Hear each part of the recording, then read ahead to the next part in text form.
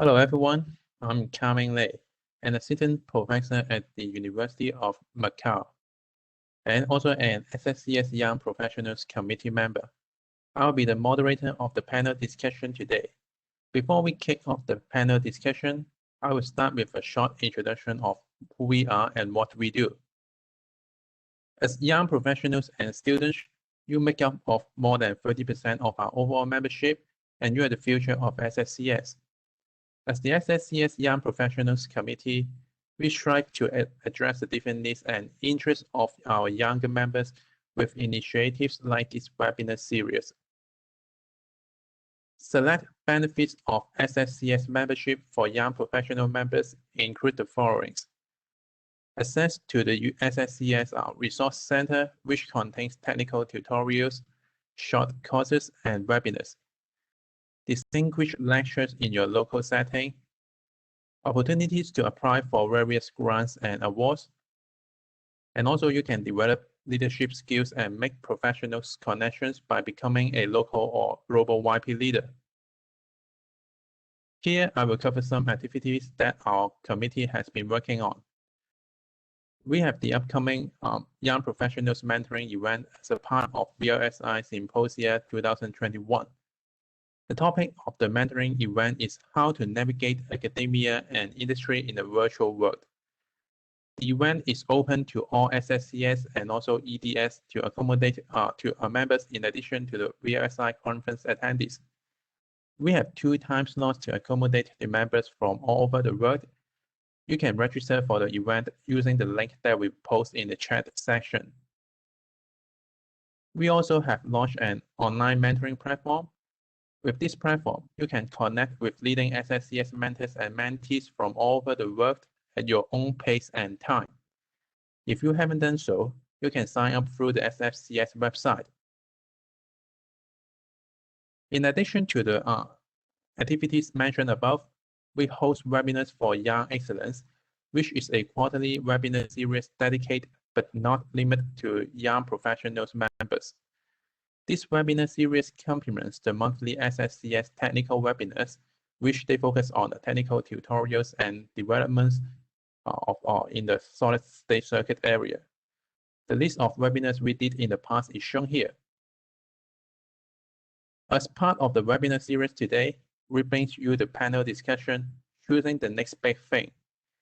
So, with non-stop revolutions disrupting the electronics industry at a very fast pace, how do you adapt and position yourself toward a fruitful and engaging career? And the terms artificial intelligence and also machine learning appear around us almost every day. So how long will AI and ML, the machine learning, continue to outshine the sliced bread? And also, how do you know if a specific technology is the real game changer and which one is just the hype? To answer these questions, we are honored to have 3 outstanding speakers in the Solid-State Circuit Society as the panelists today. So we have Dr. Alison Burdett from Sensium Healthcare and DNA Nudge. And then we also have Dr. Alicia Klinefelter from NVIDIA. And also we have Professor Thomas Lee from Stanford University. So to begin with the discussions, each of the panelists will start with their statements on their perspective about the next big thing. The second part of the webinar will be moderate Q&A, and the final part will be audience Q&A. So you can use your Q&A window to submit your questions. If the questions you are asking is for a particular panelist, please remember to state that together. The Q&A session will be moderated by the Webinars for Young Excellence Committee Coordinator, Dr. Xinfei Guo, an assistant professor from Shanghai Jiao Tong University. So I think all of us are eager for the opinions from the speakers now. So let's start with the first part. So hello, Dr. Burdett. So let's start with you first. So what is your view on the next big thing? Can you see my screen? Yes, I can. Yeah. Okay, thank you. So I'd like to caveat this with, I started my IC design career over 30 years ago. There were no mobile phones. The internet was a very niche tool for academics, and gaming was something you did by going into an arcade and putting coins in a slot. So I do find it almost impossible to kind of say where we are going to be in the next 30 years. It's incredibly exciting. However, I've been working for the past 15 to 20 years, really focused on engineering in healthcare applications. So I thought I'd highlight an application area where I see that advances in ICs can have a major impact for quality of life for many, many millions of people worldwide. So electronic medical devices have typically been used for diagnostics, so large MRI and CT scanners, or for assisted uses, so things like ventilators, kidney dialysis machines. But I really believe, over the coming years, advances in ICs are going to enable medical devices to move from this diagnostic and assistive into therapeutic and restorative devices that can restore normal function. And this is really something that's been the realm of pharmaceutical drugs up till now. So what we're aiming to do is replace pharmaceuticals, which are a really blunt tool. You take a drug and it affects your whole body, with what we are calling electroceuticals. So these are implantable medical devices that can provide highly targeted therapy. And these devices will need to be able to learn and adapt. So we're kind of replacing a one size fits all or one drug dose fits all with highly personalized responses. So probably the most well-known electrical implant today is the pacemaker. And actually semiconductor evolution has been really key in enabling really rapid development from the first implantable pacemakers, which were basically fixed rate oscillating stimulators, in today's devices, which are rate responsive. They can adapt to your body's needs. They can detect and ignore MRI pulses, and they're even miniaturized enough to be able to be implanted through catheters, either through veins or arteries, not needing open surgery. So semiconductors have been really crucial in supporting this massive development in functionality of implants, but the potential for therapeutic electrical implants is much, much wider than this.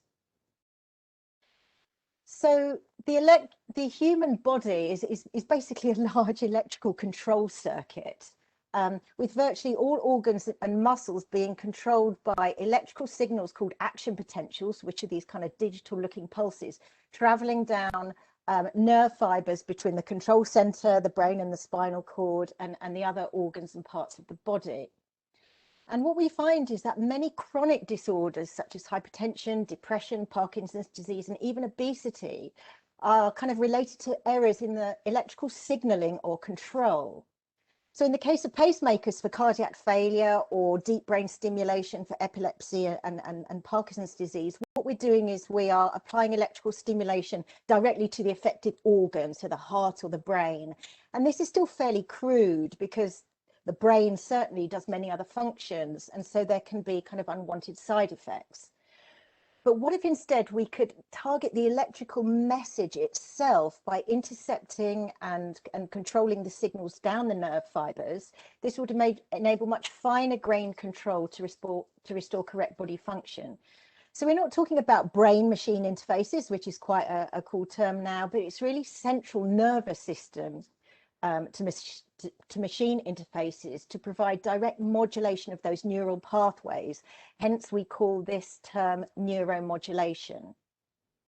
Now, from solid state circuits, this is going to require circuits that are able to sense very noisy signals, interfering signals, be able to decode these action potentials from individual nerve fibers and provide the required electrical feedback and response to other nerve groups or organs. These circuits will need to learn in vivo and over time and be able to optimize the response because we're all different, we're all individual. I mean, there's many other challenges in miniaturization and biocompatibility, but solid state circuits will have a really important role to play.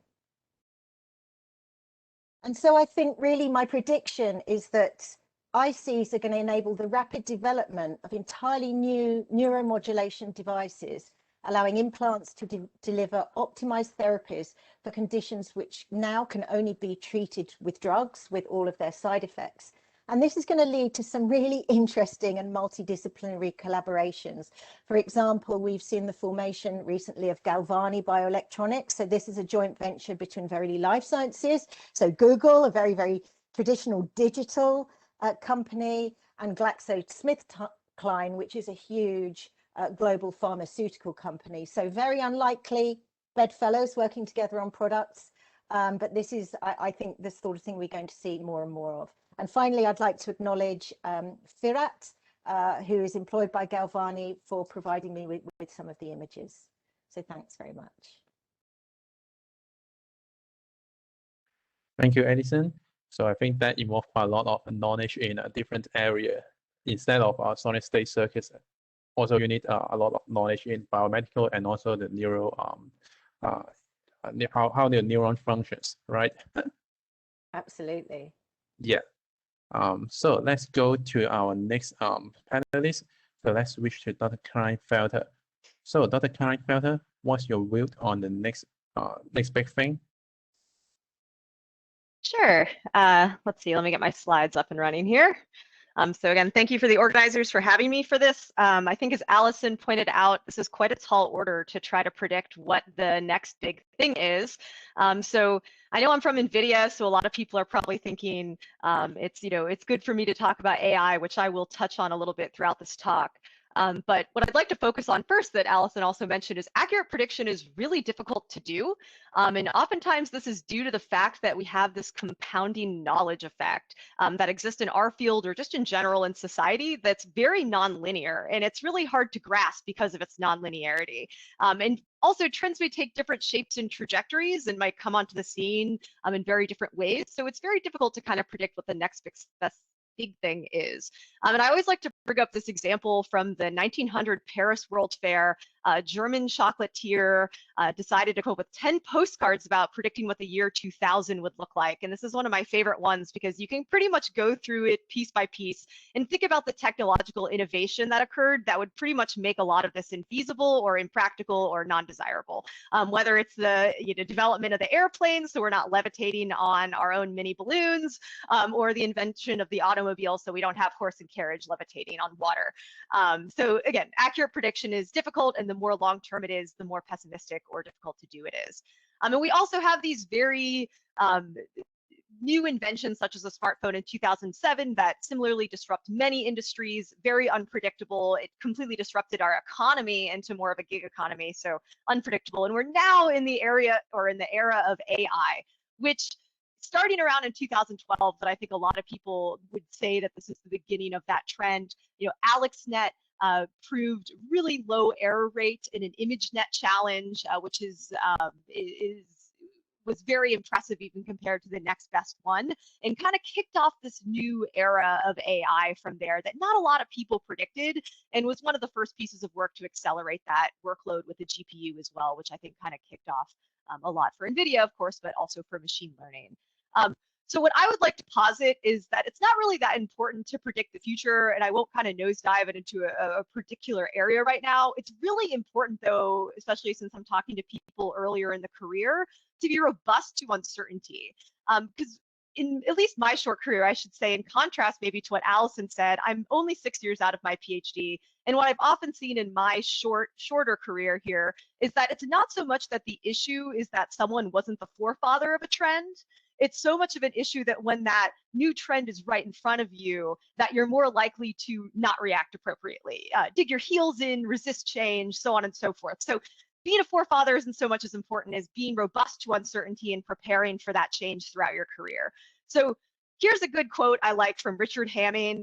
He's the famous for error correction coding. He wrote a book in the 90s called The Art of Doing Science and Engineering. That is really amazing, has lots of little tidbits of wisdom in it. But in that book, he basically says the half-life of technical knowledge that you learn in school is about 15 years, meaning that over the course of your roughly 30 to 40 career trajectory, knowledge is pretty much going to quadruple. There's going to be a lot of new things that show up on the scene.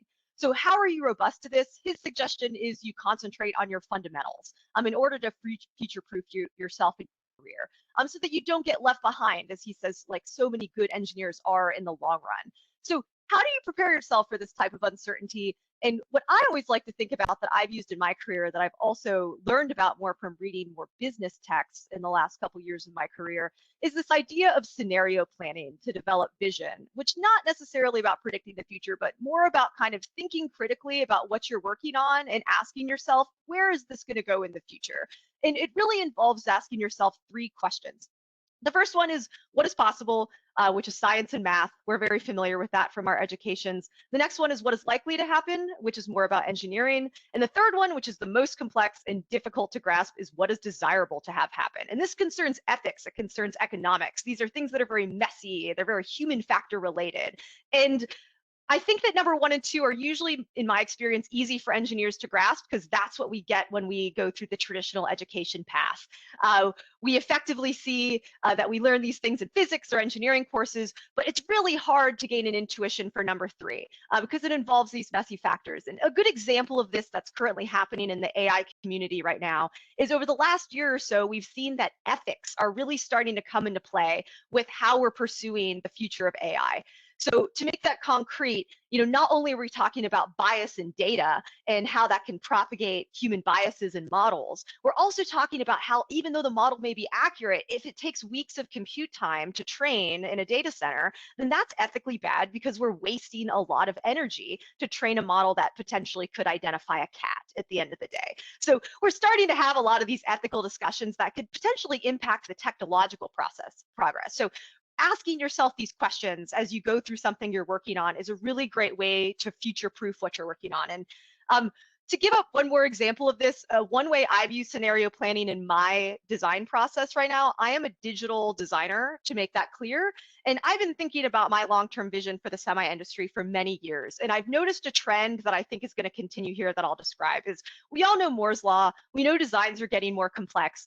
I drew this little cartoon plot here. It doesn't have any concrete axes in the set, no numbers, but it's just to describe a general trend, which we see that as design complexity on the x-axis continues to go up. If we look at individual knowledge breadth, it's not really monotonically increasing or decreasing. It's kind of, in my opinion, doing this sort of squeeze and expansion. And a lot of that, I believe, is because we went through this great specialization due to Moore's law, followed by this great abstraction where we now have this higher breadth. So if I look at the design stack from applications down to devices, maybe at the beginning of Moore's law, you might see a designer who does their own design, layout, pre and post silicon verification, if you read history of engineering.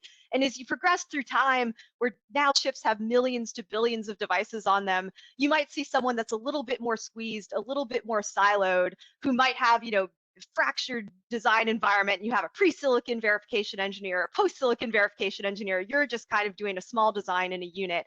And then now what we're seeing, that I see at least with new graduates, which is very interesting, is the amount of breadth that new graduates have is absolutely astounding. You're a circuit designer, but you know verification tools, System Verilog, C++, Python, TensorFlow, PyTorch. It's becoming this insane amount of breadth, and we wouldn't even be talking about AI at events like this if it weren't for the fact that our breadth has increased so much over the last 10 years as circuit designers, where you never used to see that if you look back at ISSCC 10, 15 years ago. No one's talking about this. So it's a really interesting trend that I see, and I think a lot of that is just due to this increase in software maturity, which we saw that is another side effect of Moore's law, honestly. So what does this mean for us? It begs the question, what will designers' jobs be in 5 to 10 years? We're starting to see that a lot of design decisions and trade-off analysis is much more automated. So it really, when you do your scenario planning, constantly ask yourself for the design process, as abstraction continues, what does that leave for me as a circuit designer? What is my next expertise going to be? We see that a lot of people are working on circuit generators to automate the process of trade-off analysis. So the designer's role is no longer where it used to be. So starting to think through scenario planning about how this type of abstraction is going to impact you is important. So closing remarks, since I'm a minute or two over here, is I know it's cliche, but the only certainty is uncertainty. So focus on being robust to changes in the industry, not necessarily on being the forefather of change. Regularly engage in scenario planning. Ask yourself, what can be automated? What's generalizable about my job? Because chances are it's going to happen soon. And then the knowledge doubling curve is still in effect. So If you're a student, it's really easy to stay open to change. You're constantly in an environment where you could ask questions and be open. That's expected. But I think as people go more into their career, it's harder to humble yourself and get back to where you're constantly learning about something new. So stay up to date, be open, even if it conflicts with your current work. And finally, be picky about where you gain depth. In the era of infinite knowledge in the last chart I showed, it's easy and expected to get that breadth across the stack, but stay close to your fundamentals. But don't expect or put pressure on yourself to basically have that depth in every area of that stack. So yeah, oh, I think I have to say thank you. I'll stop sharing. But thank you for your time and for listening. Okay, thank you, Alicia. Mhm. So let's turn to our last but not the least one, Professor Lee. So what's your view on the next big thing? Well, the next big thing, we'll see if I can get the desktop to show up here. So hopefully you'll be able to see this. Are you able to see my slides? No, not yet. I am concerned about this because I don't have.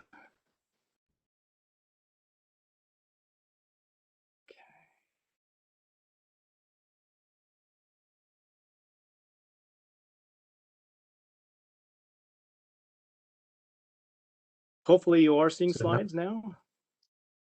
Yeah, okay, I Is that a see that. yes? All right, Yeah. great. So this is it's a hard act to follow those previous two panelists. So I'll do my best to not embarrass myself too badly, but that's kind of my thing anyway. So choosing the next big thing, I don't know about the thing, but I do know that there are certain trends that are going to produce many things. And so this is more about sort of a framing context in which we evaluate some proposed ideas for what the next big thing might be. And I'm tentatively just calling it green it or green IT because there are some interesting trends that emerge from looking at noisy data. So first of all, hooray for Moore's law. It's fantastic that you can keep up an exponential for as long as we have. We've reached a scale which is truly astonishing. I think that very few people would have predicted that by today we'd have an industry that has achieved essentially biological scale. We're producing in aggregate about 10,000 transistors every year for every ant on Earth. Just pause to ponder what that number means. We're actually out manufacturing an insect. So, of course, everyone knows that the sustained quantitative change that Moore's law has managed to deliver a transformative qualitative change. I mean, we live in a very different world than our parents and grandparents lived in. But unfortunately, the lithographic scaling party certainly is over. We're at the last couple of stops of that train. So it's time for a new party. So what might that new party look like? Well, one answer might be along the energy axis. And to help sort of get oriented on numbers here, I've just provided a chart showing a breakdown of electrical energy consumption on Earth. So this is just electricity. This is not total, doesn't include fossil fuels, for example. And depending on whether you like certain units, this happens to be denominated in terawatt hours annually. And so in aggregate, we're burning about 25,000 terawatt hours in electrical energy every year. And it's broken up the way you see here: services, industrial, residential. Transportation's a little bit of a slice there. And in yellow on the top is everything else, which includes compute and so forth. So that's where we are, 25,000 terawatt hours annually. Well, let's see how that might break down into various things that we're familiar with in IEEE. Bitcoining mining is just one example, and no one's actually tracking the last joule of these things. And so depending on what methodology you employ, you end up with different numbers, but this chart sort of acknowledges that uncertainty. So there's 3 estimates depending on what methods you use. The max estimate, of course, is the big scary one in sort of brownish red. In blue is a middle estimate, and lower estimates in black in the bottom. And depending on whether you're a pessimist or an optimist, you pick one or the other. Or if you want to tell a story in a certain way, you can slant it by selectively choosing your data. But if you just take a look at the calibration on the vertical axis, we're looking at low single-digit percents kind of thing. So you go, well, it's noticeable, but it's still kind of, we don't care too much. But let's kind of look at those numbers compared to some other fiducials. So if Bitcoin mining were a nation, it would actually rank somewhere in the group of top 10 if we take the max estimate. So, China and United States are outliers. They stick out very, very far. And then you have a number of other countries.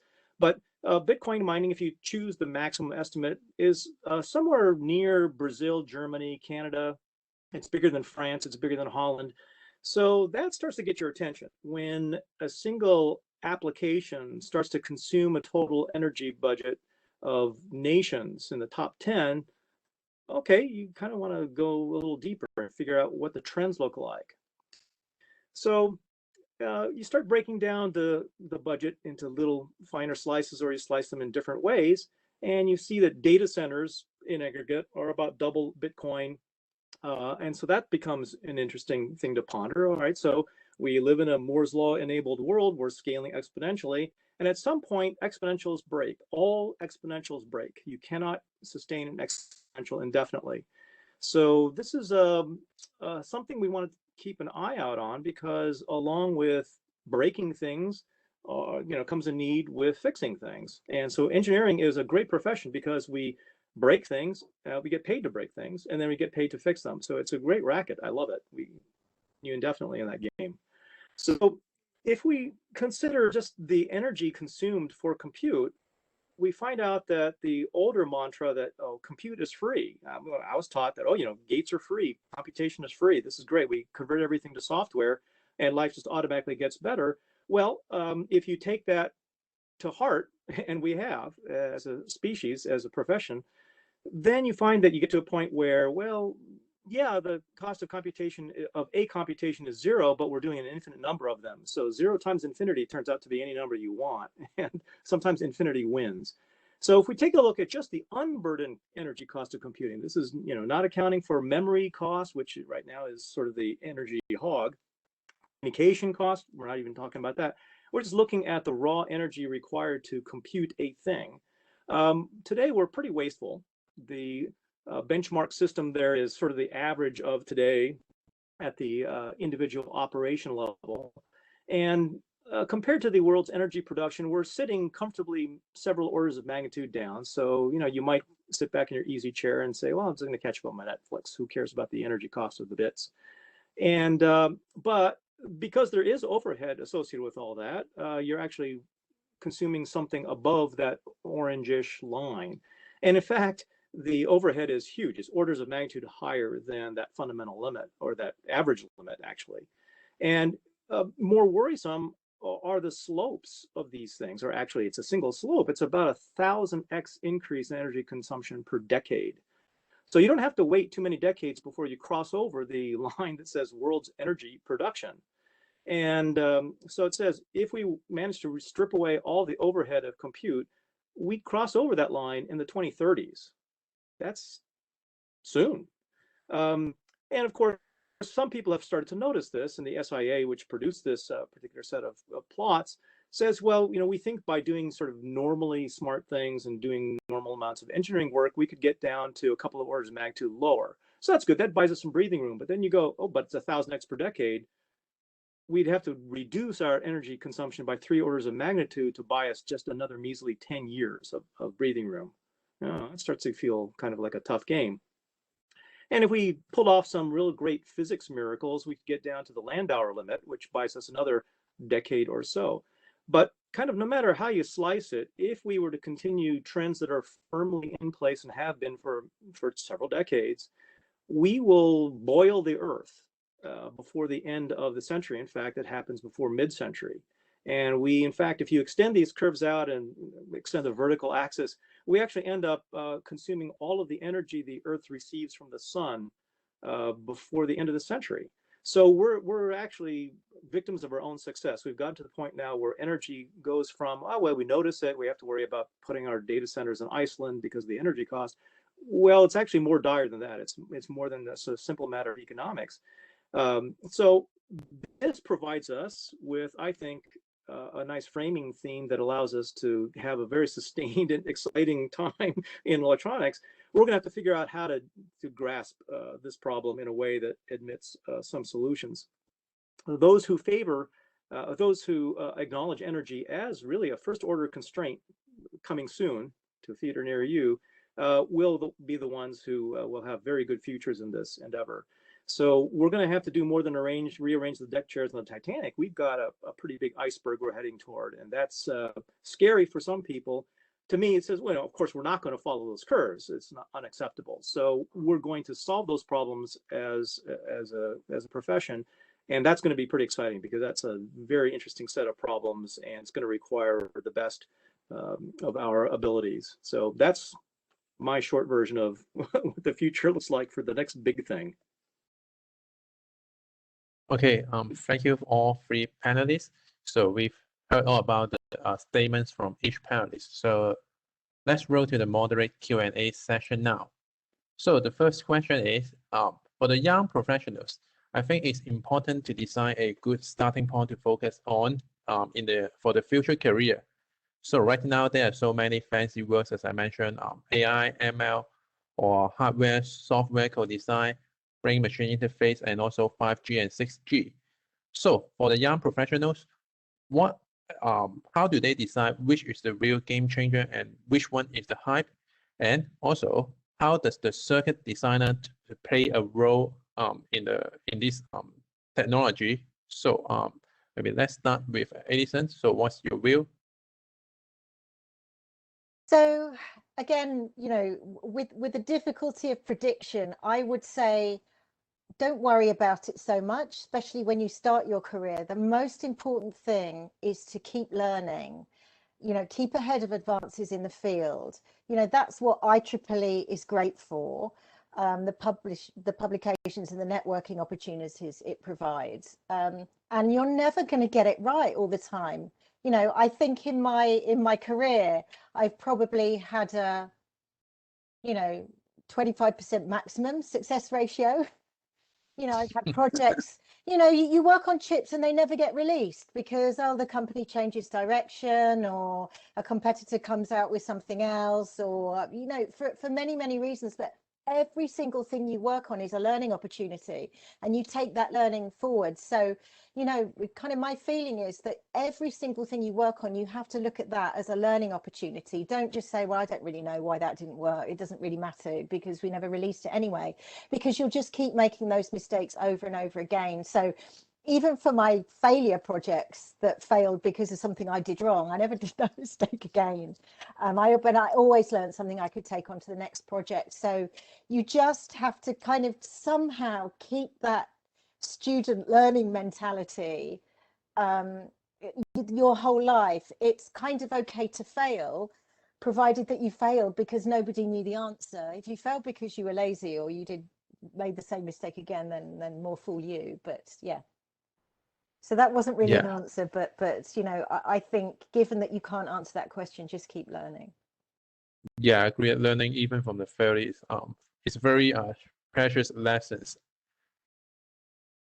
Yeah, and Alicia, what's your view on these questions? Sure. I think Alison covered a lot of good content there. I think listening to your list of things in the question, you know, I think not all things are created equal. You know, many of those things are applications that are on the horizon, I would say, you know, whether it's AI or biomedical. Well, I would say something like hardware co-design in that list is more of an inevitability and less of an application, I think, as I mentioned in my presentation, at least that's what I think, in the sense that, you know, co-design is going to be the new normal. And I think that you can't really make hardware anymore, at least in my perspective, without deeply thinking about the interface to the firmware, the software, the API, the applications. I think, especially if you're making usable hardware, maybe in more of a product context. So I think it's one of those things where we're going to see a lot more of that continue, and it's going to be really hard to escape. But also agree with Alison that there's really not a lot of use in trying to predict the next application. That's typically going to come from somewhere, I would believe, outside of the chip design expertise and not necessarily from within, and is more worth, like I said, I think I was saying in my presentation, just more prepping yourself for being able to detect when that trend hits a certain threshold and asking yourself what kind of stance you would like to take on it and whether or not it's something you want to learn, how you want to learn it, and how deep you want to learn it, not necessarily kind of digging your heels in and rejecting trends. So, yeah. Okay. Tom, what's your view on this?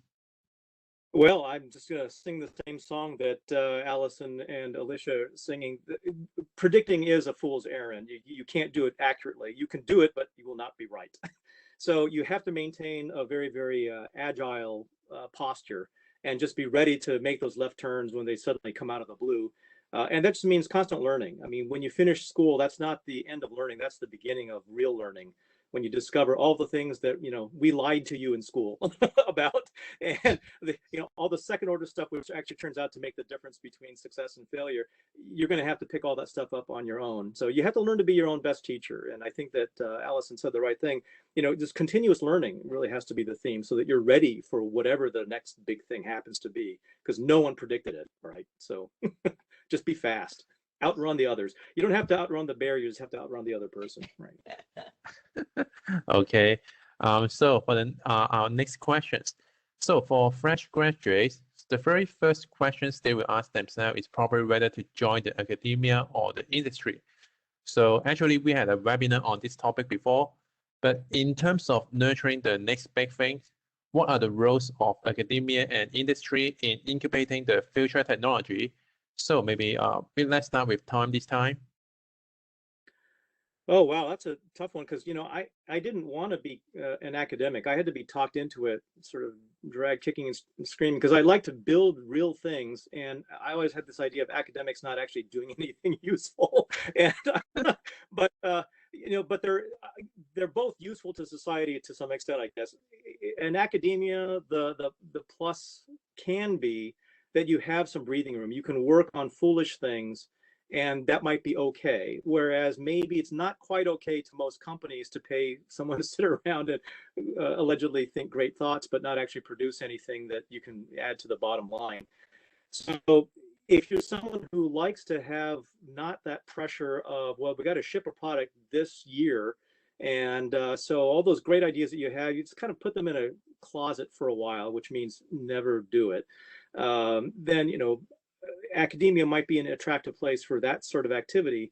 But the best academic work, I think, comes from stuff that's closely tied to something real. So industrial relationships, I think, are key to help focus your energies on something that actually has at least a chance of bearing fruit, as opposed to simply contemplating one's navel and muttering to yourself over and over again, oh, navel, navel, navel, navel. So I like to keep my foot in both worlds. I like to sort of tunnel back and forth between academic stuff and industrial stuff, because you get stale in one if you stay in it entirely too long. So do okay, both. so yeah. So Alicia, so you are in the industry, so what's Sure. your view on these questions? Sure, absolutely. Yeah, I think Tom covered a lot of good information there. I was going to also mention, from an industry perspective, still staying tied to academia in the other sense, whether it's through collaborations with students. I think that's really important, especially in industrial research, but also staying up to date on conferences and papers. And that's kind of a great way to keep the latest technology kind of coming in, while you can kind of vet it through your industry perspective and see if it will work in the future. So I would say that's definitely a good role of industry in prepping for the future. I think the other role of industry, if people are considering industry versus academia, I haven't been an academic, so I can't really speak to being in that role. But one thing I'll say, after having gotten my PhD, compared to where I am now in industry, I would say that industry really provided a confidence that would have been hard for me to gain in another, especially staying in academia, that of knowing exactly how things are done more concretely in, say, an industry setting, that I don't think if I had that confidence that came from that it would be harder for me to have confidence behind predicting what the next big thing is, or how feasible that next big thing is going forward. So I think that, I'm sure people can gain that confidence in other places, but I think that's one good role of industry if you're kind of on that edge between maybe industrial research, academia, or product and industry. And I think that's been really helpful in terms of predicting what's next, because it's easy to predict something that's next in a very kind of maybe more academic sense, I would say, to be controversial, that maybe might be less rooted in what's actually done in industry or a reality, I guess you could say. And that's still useful research. It's good to have it out there, but I think it's really good to kind of have the confidence that comes from actually working in an industrial environment to back those ideas. So, yeah. Okay, so what about you, Alison? So what's your view on these questions? Yeah, so, I mean, from the start of my career or before it, so I'm not going to admit to being that old, a lot of innovation used to happen in big industry labs. You had places like Bell Labs, Bell Northern Research, Nokia Labs, British Telecom Labs in the UK. And actually, when I finished my PhD, I went into an IC research lab in the UK, GC Plessey Semiconductors, which doesn't exist anymore. And it was great. You were funded to kind of work on next generation product things, not on very tight timescales, and that's almost completely disappeared. And certainly in the IC industry, and we've seen a lot of real blue skies, as Tom's talking about, what if kind of research be rooted in industry. So I think the collaborative model is the best. There is a big tension between industry and academia. I mean, industry wants to be funded for at least 3 years so they can get a PhD student, and academia wants to be, and industry needs it, 18 months time, because that's when the next product's due. So, there are some very unsuccessful industry academic collaborations, and some very, very successful ones when that tension is got right. So kind of industry coming in and funding a lab rather than a specific project, or multiple industries coming in to fund something jointly on a large scale. So I think there's opportunities in both. I think in industry, a lot of innovation happens, because you're given impossible specifications to meet, and you just have to meet them. And maybe they're not earth-shattering innovations. You're not going to get a solid state circuits paper out of them, but there is still a lot of innovation that goes on, every time you tape out a new circuit. So, nobody is going to go into a job, whether it's in industry or academia, and just churn out the same old circuit every year. I mean, those days are long gone. Okay, so then let's talk about the future development in the solid state circuit area. So we have a question for Alicia here. So as I mentioned at the beginning, AI and machine learning will definitely be a very strong driving force for the technology, no matter actually in the solid state circuit area and all other technology. However, that actually corresponds to Tom's position statement before. AI requires a huge amount of computation power, and to accomplish this, it needs substantial power consumption. So how can the SSCS community tackle these issues? Sure. And yeah, I was going to say, Tom can also jump into this question at the end, since this is the kind of the highlight of your presentation. And what I would say is this is definitely a hot topic for NVIDIA, but for AI as well. And as Tom mentioned, also with crypto as another application that is really starting to make the headlines in terms of the amount of energy it consumes. And a lot of time people will consume it to the amount of energy it takes to do a round trip airplane ride, or how much it makes to make a car. And these things are all, quite significant. So what I would often say to answer the first part of that question about the SSCS community, well, I would say that, of course, we would say, let's make more energy efficient circuits. And that's something, of course, that we're working on. That's a high priority that we have control over. But I know that's a simplistic answer, but often what I say in response to this question is that it's a pretty complex question that goes so much beyond the circuits.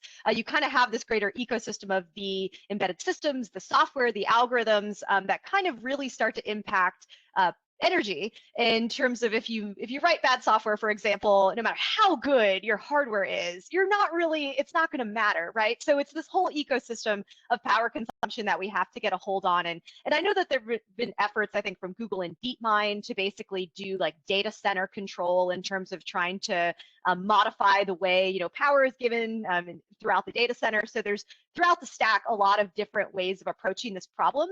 I think the other thing, a lot of, maybe to create some controversy on this panel, is a lot of people, or a lot of things that people don't think about, is that not all energy is created equal. You know, if you go to a place like China, where 60% of the energy is coal, versus a place like the Pacific Northwest of the United States, where, you know, 90% of the energy is hydropower, or France, where it's more nuclear, you know, consuming that energy is not equal in terms of a carbon footprint. So it really, really matters where you're getting your energy from. And I think, excuse me, more importantly, I think if we want to change the way this is done, that we really need to modify the incentive structure in companies and other places, because I think the reality we've realized is that you really need to tie something to people's self-interest in order for them to take it seriously. So something like climate change that feels like it's far off is going to not really be prioritized compared to, say, someone's individual KPIs at work. And I think that's just kind of one of those unfortunate things about human nature. So, you know, a couple of good examples for this could be like, you know, maybe if you're sending off your machine learning job to a massive compute cluster in the future, potentially maybe AWS could maybe give you credits if you say, hey, I don't need this result right now, I can get it in a week. In the same way that we say, I don't need my Amazon Prime delivered in 2 days, you can get it to me next week. You could pretty much have a system like that that incentivizes slower compute. And then you also have to do that incentivization through companies. You now have to say, as a manager, I don't need this result this week, I could maybe have it in 2 weeks. And then you could incentivize that in employees to actually planning ahead to get the result. So I personally think if we want to tackle this problem, we need better incentives. There's no incentive right now. The machine learning community is moving at such a rapid pace that getting a result quickly is highly incentivized with the publication process or with other means. So we really have to restructure the way we think about things in order to really tackle environmental effects of machine learning. It's my greater point. So yeah. Okay, got that. And so our next questions, is for Alison. So right now, we are heavily affected by COVID-19, and actually it changed everyone's life in 2020 and 2021. So as researchers in the SSCS field, how should we help to cope with global crisis like COVID-19 in the future? So the example of COVID-19 is probably a pretty bad one for circuit designers. So this pandemic came so quick and needed such a rapid response in terms of treatment, therapies, vaccines. It's way beyond the timescales of solid state circuits, you know, that you need time to design, tape out. You know, if we were relying on new chip designs to get us out of the COVID pandemic, it would be pretty scary place to be. However, it's been mentioned already, there's a much bigger global crisis coming to hit us, and that's climate change. So solid state circuit designers should be doing absolutely everything in their power to tackle this, as Tom said, iceberg that's coming straight towards the Titanic. And that's all I can say on the matter. Okay, so let's move back to Tom here. So the demand for IoT and machine-to-machine communication is ever increasing. So as you mentioned, the power is a very critical issue. So what are the current and future limits and also the bottlenecks for meeting the demand of the IoT and the machine-to-machine communication? And as a circuit designer, how do we address the power and also the security challenge for this type of communications? Oh, wow, I like these little small softballs that they lob here. So the way that I would frame the problem is that one reason we were in this impending energy, I won't call it a crisis, but I'll say, you know, a challenging constraint on what we do, is that we've had the luxury of not worrying about it. I mean, for a long time, we were kind of a tiny percentage of the global energy consumption. So, you know, we can optimize around other objectives like getting to market quickly or writing code quickly. But that's changing. But right now, at least in the short to medium term, we can bend that curve over quite a bit by simply being more conscious of what the effects are of what we're doing. So we just, you know, if we simply be less wasteful, then that goes a pretty long way toward not solving the problem, but buying us more headroom. So it's not one of these things where we're all going to die, but it's if we continue the trends of the past into the indefinite future, then we boil the earth or we have to stop doing compute. And neither of those is particularly palatable. So we won't do them. We'll create a different fate. And so, I don't think we necessarily have to rely on purely altruistic motivations to bend the curve over. I think that economic ones will do pretty well. They're already, causing data centers to be architected differently than they used to be just 5 years ago. So, because they're feeling the pain first, they're sort of canaries in the coal mine. So I think that the futures that we can create aren't necessarily all bleak. There's rays of sunshine there. And I'm an optimist in that I think that the pressures will increase the number of engineers who think about this as not a bit of noise, but actually as signal. And then we'll start to approach what biology has already achieved. I mean, we're still challenged to achieve the energy budgets of the brain. I mean, the brain is 25 watts. And that by itself is an interesting number. It's pretty challenging to create a 25-watt compute engine that does anything similar to what the human brain can do. And then when you consider that the brain is composed of meat that switches at millisecond speeds instead of picosecond speeds, then you realize, okay, we don't require miracles right now. We just need to be kind of less stupid. And that might be an easier ask to answer than to create some quantum magic that somehow, you wave your wand and you can use the resources of parallel universes to solve our compute problem in this universe. Okay, so I think, yeah, the sustainability is a very critical issue for the, no matter you are in the SSCS area or also other areas. So that's a very critical issue to think about. So let's conclude our discussion with what if questions. So if we were to start your career now with all the knowledge you have, and you try to establish the next big thing, so how would you equip and position yourself? So maybe start with Alison. So again, if I was to start my career now with the knowledge I know, I just give myself some advice of kind of what I've learned over my career to date as I suddenly miraculously become 30 years younger. So I would say work with good people ahead of good projects, right? Because the people you're with these people every day, and what you learn from them, and you spend more time with them than your family, and it makes an incredible difference. So work with good people that you can learn from. Do something that you're passionate about. Don't worry about if it's the next big thing or not. If you're enjoying doing it, stick with it. Never stop learning. I said it before, but try and go broad as well as deep, so that you really understand the problem. I mean, I've seen many mistakes made. I've made mistakes throughout my career, or I've just missed a really simple solution because you didn't see the wider picture.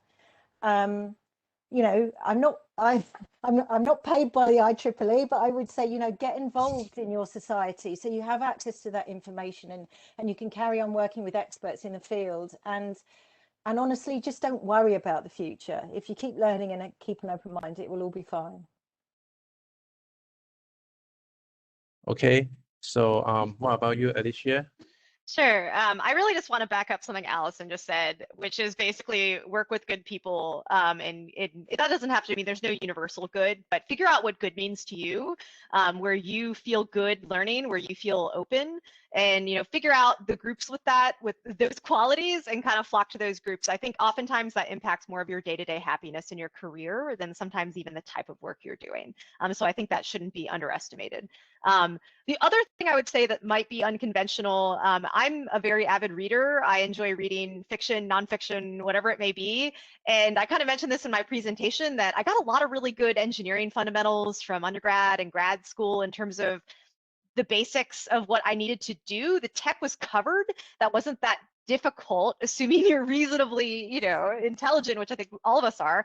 Then I think the harder things, like I said, were kind of gaining kind of what Alison said too, this greater contextual knowledge about what I was working on, which I think has come from really unexpected places. You know, getting perspectives from fiction, even science fiction, about what people thought the future would look like, or learning about history and how it's recorded, especially the history of engineering, which is incredibly interesting. And our field isn't even that old, so it's not that hard compared to the history of other fields. So I think, you know, it's one of those things where definitely take the time to learn that contextual information through reading, and like really prioritize broadening yourself. You know, if you're a proponent of the liberal arts education model, you know, like really stick with gaining broad information. I think that contextual knowledge has really helped me in my career, just putting things in context in terms of what I'm learning or where things are going. And that's what I would kind of do again if I were starting over, is really pick up that non-technical know-how. So yeah. Okay. What about Tom? Wow, great answers from both. All I can say is, yeah, hang out with smart people, preferably smarter than you, and in domains that are maybe adjacent to, or sometimes just far removed from your own, because it just challenges your neurons. And you got to train your net on a broad data set. Otherwise, you end up, you know, in local minima that are just wrong. So, you know, you just want to talk to someone who's just got a goofy way of looking at things, and you just go, what? And then, you know, process that. I think it's very, very helpful. I love having weird friends. It just helps a lot. Okay, so thank you all. So this concludes the panel discussion of the webinar. We will now do an audience Q&A session.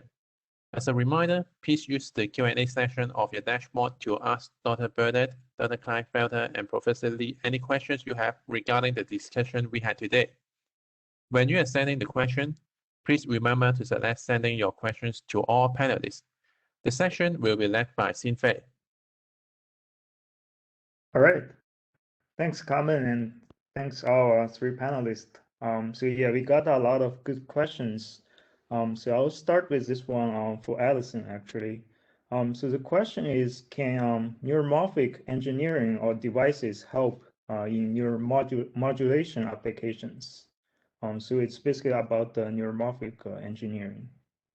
So, I mean, neuromorphic engineering is an area of engineering that has kind of been inspired by how the brain and the nervous system work. So using signals like action potentials to try and communicate data over interconnect, or being inspired by the way the retina works to do signal processing. So it's tended to be something that has been done the other way around. So taking ideas from neural engineering to try and solve kind of more conventional computing problems. Whether neuromorphic engineering in silicon is the right approach for neuromodulation activities, I'm not sure. So what you've got to remember is that the brain is a 3D structure. We're not looking at complex computational elements. A neuron is incredibly simple. It doesn't really do much. But you rely on having many, many billions of neurons able to communicate with each other very easily to get complex signal processing overall. And a chip is inherently a 2D structure. We only have transistors in a planar structure. So whether neuromorphic engineering in silicon will be appropriate for neuromodulation, at the moment it's not. It just cannot get that bandwidth of computation we may need. If people start stacking multiple layers and chips on top of each other, if that's where we get to in the future, then maybe communicating through action potentials between them may be an interesting area. But yeah. Great, got it. So the next question is for Alicia, actually. So since you're kind of working with, on the machine learning and kind of EDA, so the question is about so when do you see EDA software is using machine learning algorithm to design chips, and when do you say it's becoming the mainstream tool or method for commercial EDA? Sure. Yeah, this is a great question. And something I know we work on a lot at NVIDIA is basically machine learning for EDA as an area. So yeah, I mean, when do I see it being used to design chips? I would say we're already there. It's already incorporated into a lot of Synopsys and Cadence tools that we use today if you're using the latest versions.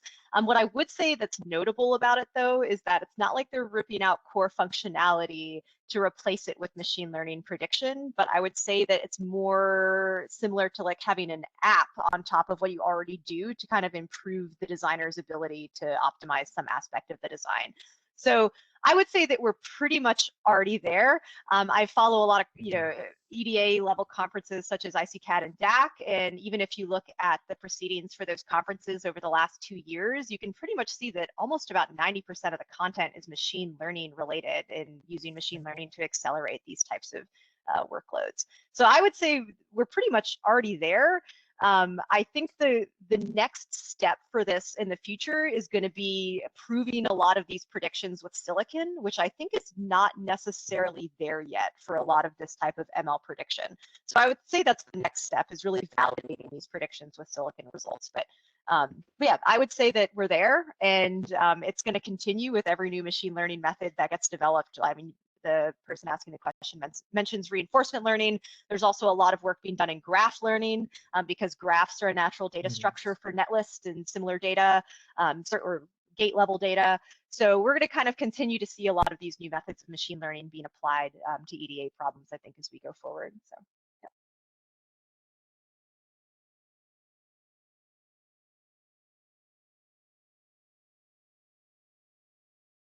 I think we've just lost.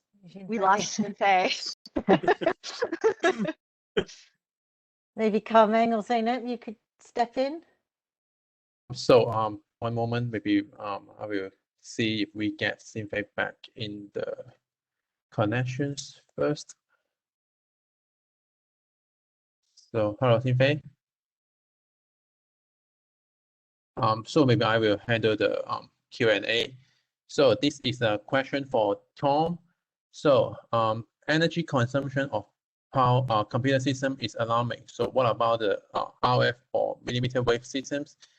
In this context, is it meaningful to pursue wireless charging? Oh, that's a really great question. I must have paid you off to ask that question, because certainly the energy cost of just sending a packet over the air from point A to point B, even if they're right next to each other, is enormously greater than the energy consumed by a 32-bit floating point operation. So the communication cost was not comprehended in that scary curve of 1,000x per decade. If you did, the curves will all translate upward by several orders of magnitude. And yes, as the amount of computation is accompanied by a growth in the amount of communication of all the results and operands, you start to get to this boiling Earth scenario. So yes, wireless charging, of course, is notoriously inefficient, and that would only add to this burden. So I've spent a fair amount of the last decade working on the Internet of Everything and arguing that if you had wireless charging, that life gets better for the IoT, IoE folks. But then when you kind of add in this additional insight about the energy budget that we have to work within, that story gets a little bit shakier. And so that's something we have to acknowledge in what we're doing. But we have breathing space, because right now the data centers are consuming so much more than anything we're doing in the wireless space, that we're not quite a blip on that blip yet. But it's definitely something we want to watch, because we can't scale to the terascale ambitions that we have without obeying those laws of physics, and without boiling the Earth, because then you have no customers, and that turns out to be bad for the bottom line. Yeah. Wall Street doesn't like it. So we do have to watch out. Okay, so the next one for Alicia. So Alicia mentioned breadth as a skill that is accompanying many circuit designers today. However, as a PhD student, the standard is often depth. So how do the participants orient his research such that he's able to achieve both depth from my current research as well as breadth to prepare for the future uncertainty? Sure, yeah, I think this is a great question, and I see a lot of questions in the sidebar that are related to this Yeah. breadth versus depth concept. So maybe I'll try to address a few of them.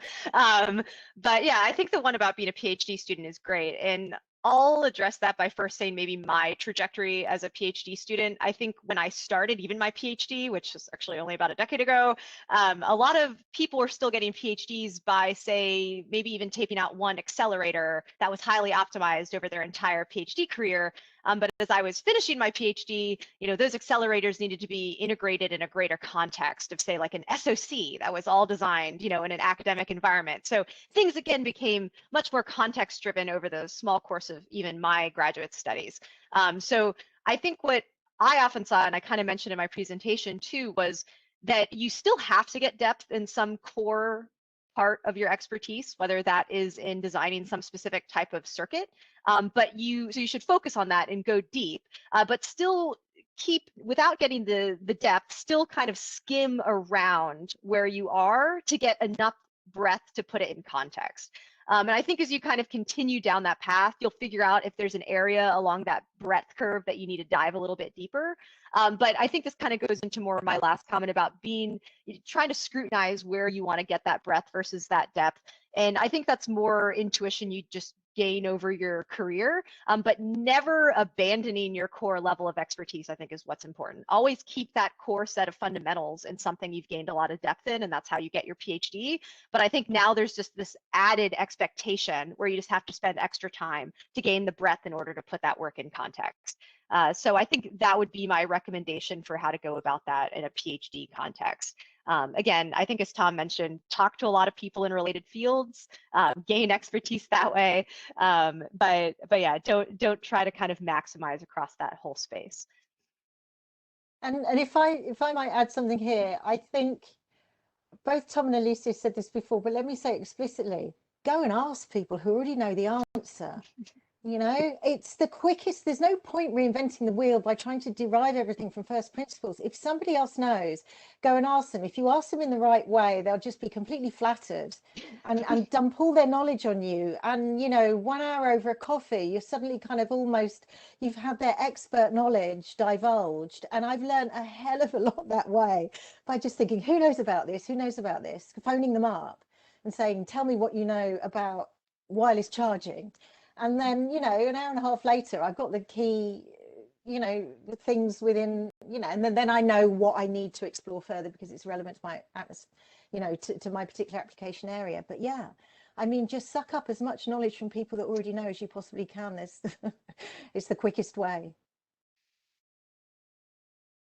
So the next one, any views on open source hardware, software for chip designs? That's a question for both Alicia and Tom. Oh, sure. I'm in favor of open source stuff where it's appropriate. Why not? For me, I happen to be the world's cheapest bastard. So if there's open source stuff that that I can use, I will use that. But the nature of open source is that it's not always the best thing. So so you have a mix. I mean, there will always be a space for the cadences of the world. There will always be a space for people hacking around on the weekends, or for students, where maybe impoverished professors don't have the budget to pay for 25 cadence at full retail cost.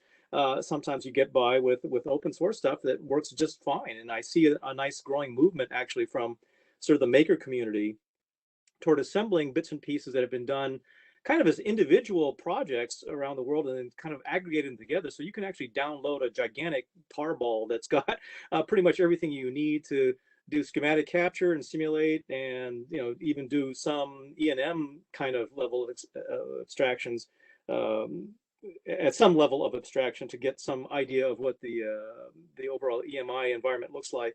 So I find that just amazing. I mean, when I was an undergraduate, I had to do E&M by hand. So if it wasn't a square or a circle or a straight line, you're kind of out of luck, and you'd spend all your time trying to morph the problem into a square or a circle or a straight line so that you could write down the answer. Today it's totally different. I mean, I have students that just blow me away. I have freshmen who regularly show me, you know, oh, well, you know, I ran this tool and I stuck this here and I wrote a couple of scripts that did this and mashed. I'm just like, wow, this is just amazing stuff. And yet they had no idea of how Maxwell's equations work, but yet they've done this amazing result. And I think that to achieve the scale that we've achieved, you kind of have to go to higher levels of abstraction. It's impossible to have everyone start off with a wave function of a hydrogen atom and then get to a working, you know, gigascale ASIC at the end. So you have to intercept reality at a different level just to make that possible. Yeah, absolutely. A lot of what Tom said, I'll see if I can add on to that. I think with open source in particular, the power of what I see with it, and I'm also a huge proponent of it, is that it opens up our field. I think that our field, if we compare it to software, feels really closed and inaccessible because it's expensive to tape out a chip and the tools are expensive to even begin taping out a chip. So if you're not in a specific academic group even to get your graduate degree, you're not going to have access to doing it. It's really hard to do it in the same way if I want to learn software, which I have spent a lot of time learning software. GitHub is an endless resource for picking up anything I want. As Tom said, picking up a library that does things that would take me years to build myself and basically using that abstraction to my advantage. We don't really have that in chip design.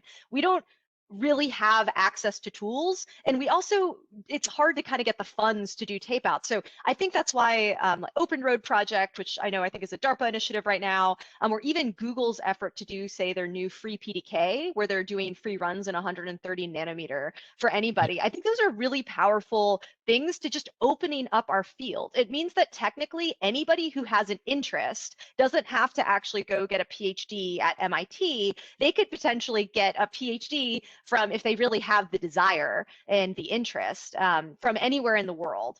And I think that that is great. It's a great way to source talent into our field, which I think right now we're struggling with, actually. We see a lot of people leaving EE to go into other domains. And I think the more we increase accessibility, the more we actually can get talent more driving towards our field and get more of a diverse set of talent. So I think, yeah, I think it's a great idea, and I'm really excited to kind of see where initiatives like Open Road go in the future. And I hope actually we see more open source, I guess, access. Okay, got it. So thank you, the audience, for all your excellent questions. So this concludes the audience Q&A sessions. And on behalf of the SSCS YP and the Webinar for Young Excellence team, I would like to appreciate Dr. Burdett, Dr. Kleinfelter, and also Professor Lee for sharing your insights and perspective on the topic of choosing the next big thing today. Your stories will inspire and guide the audience about the next big thing in the solid state circuit area. So I will pass the stage back to Abira now. Thank you, Kameng.